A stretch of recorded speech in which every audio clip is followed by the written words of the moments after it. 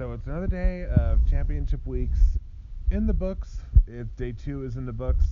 We have 12 days left, and 18 teams won today, but 18 teams also lost. Those team seasons all coming to an end. It's a very every day in championship week is better for that reason. You see seniors who play for the last time. You see frantic comebacks. You see some teams who just get blown out. There's a whole wide range of outcomes that happen on any given day in championship week. This was kind of the palate pleaser day for a lot of action that's starting tomorrow. I'll get into that in a minute. But the games that went today, a lot of it went to chalk, which you'd expect on days when there are campus sites, but let's go through what happened.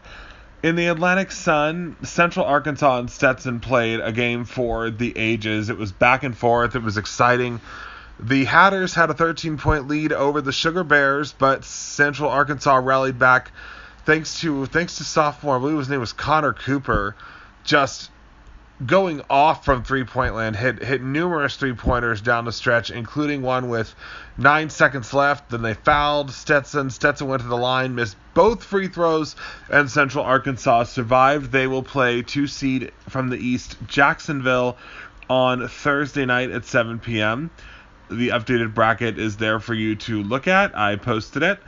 Number 5, West Eastern Kentucky lost number 4, East Kennesaw State, 82-73. This was, as expected, a back-and-forth affair. Like I said this morning, their regular season game went to triple overtime. It was 75-71, Kennesaw State in the closing minutes, but they finished the game on a 7-2 run to pull away from Eastern Kentucky, and Kennesaw State is on to play Jacksonville State in the quarterfinals on Thursday. Florida Gulf Coast took care of 6 seed West Northern Alabama. They will travel to Bellarmine on Thursday to take them on. Again, if Bellarmine wins that game and wins the conference tournament, whoever finishes second will get the automatic ticket. So I'm sure everyone is going to become a Bellarmine fan come Thursday night. And number 4, West Lipscomb clipped past North Florida 74-65. So all 4 home teams won in this league. Not the most unexpected thing to happen in a tournament where games are contested on campus sites, but the one, like I said, that'll really keep my attention was the Stetson Central Arkansas game. Truly a back and forth battle. What March Madness is all about. Really, really good basketball. It was really enjoyable. Two teams just going all out. I wonder how much momentum will carry over to that game against Jacksonville, because Central Arkansas is probably still going to be tired on Thursday. The Big South Women was the first tournament to get underway today and the last to finish, because they, unlike the rest of the tournaments that took place today, was on a neutral floor, Bojangles Coliseum, so all the games weren't all at the same time. They were throughout the day. The early afternoon, we saw Presbyterian go past Winthrop 65-60. It was a pretty back-and-forth game. Winthrop had a lead at halftime. Presbyterian really turned on the pressure in the second half, got the job done. They will play Campbell on Thursday in the quarterfinals. Defending champion High Point breezed past number 12 Charleston Southern 54-34. Sadly, I think if you would have told the Buccaneers they held the Panthers to 54 points going into the day, they would have taken that. Unfortunately, they only scored 34 themselves. So High Point got through Charleston Southern rather easily. No surprises there. The Nightcap had 2 really, really good games, though, in this conference. The 10-seed Radford was up 34-25 on Hampton at one point and up 11 points in the second half, but Hampton slowly and methodically battled back. They pulled out a 55-49 victory. And then the big upset of the day, number 11 UNC Asheville upset number 6 North Carolina A&T, a team that made it to the NCAA tournament last year. The Bulldogs, again, 8-21 on the year coming into today. And this wasn't a game where Asheville got lucky. They took advantage of every opportunity they got given. They scored over 30 points off of A&T turnovers. They were up at one point 39-17, even when A&T pulled within 2 points at several occasions. The Bulldogs never wilted. I was really impressed with UNC Asheville tonight. They were a heavy underdog, and a lot of times when an underdog gets up big on a team like North Carolina A&T that they're not expected to beat, and then all of a sudden that team starts clipping back and pulling away and chipping away, you see that underdog wilt, but Asheville never blinked. They kept the pedal to the metal, and they got it done. They will take on 3 seed USC Upstate on Thursday.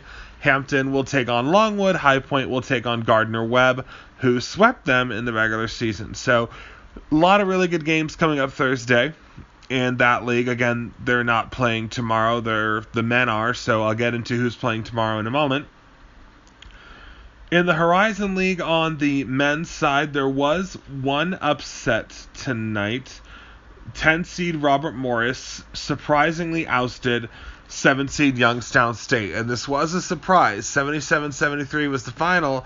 Like I had mentioned, Youngstown State lost to IUPUI recently. They had lost 6 of 7 coming into the tournament. They did not look very good at all, but they came out tonight, and credit to them. The Colonials got the job done.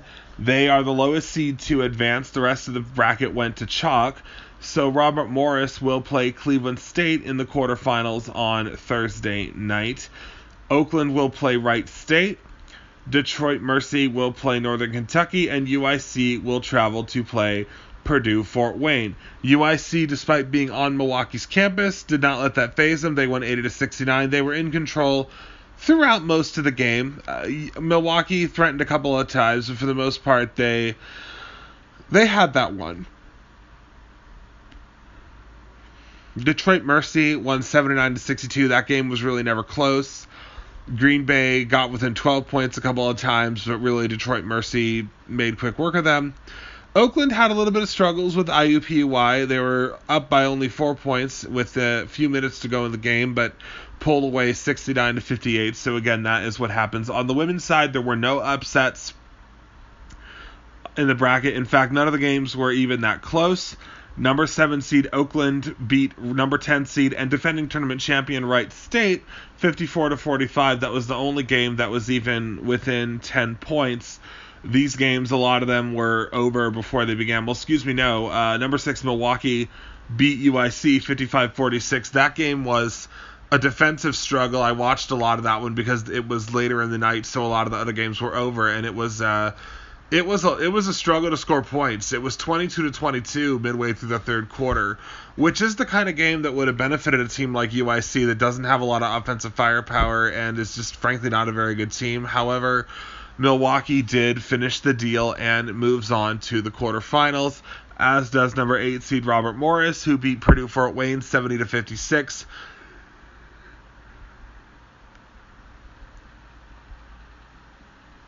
And 5 seed Northern Kentucky defeated Detroit Mercy 73-50 in a game that was pretty much over from the tip. Detroit Mercy never really threatened at all.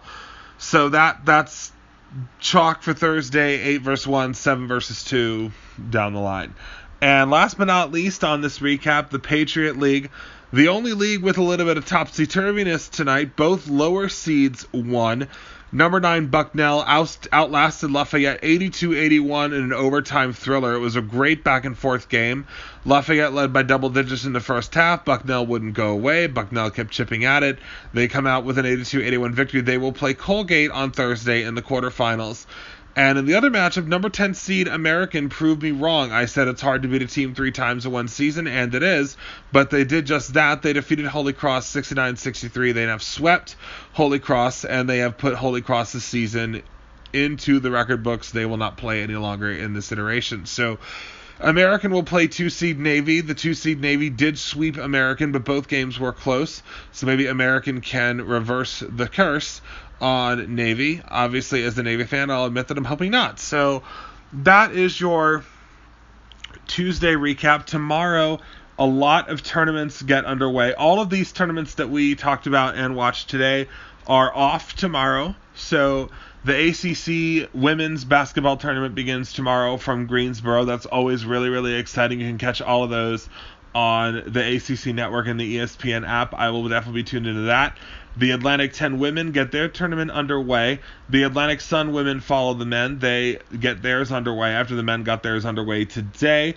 The Big 10 women also get underway. The Big South men get underway as well from Bojangles Coliseum, as do the Ohio Valley men and women. They both get going from Evansville, Indiana. The Northeast quarterfinals, they resume after a 2-day break. Central Connecticut State back in action, as are the other 7 teams in the field in the Northeast Conference for the quarterfinals tomorrow. That, again, is a reseeding tournament. The Pac-12 women get underway tomorrow as well from Seattle. The SEC women get underway. So all of the big leagues on the women's side get underway tomorrow. That's always really, really exciting. And the Sun Belt women also get underway tomorrow from Pensacola, Florida. So a really exciting day tomorrow, and I'll be back in the morning to break it down. For now, good night. I hope you enjoyed the basketball with me, and let's see what tomorrow brings. It's March, it's madness, it's championship week. Let's keep going.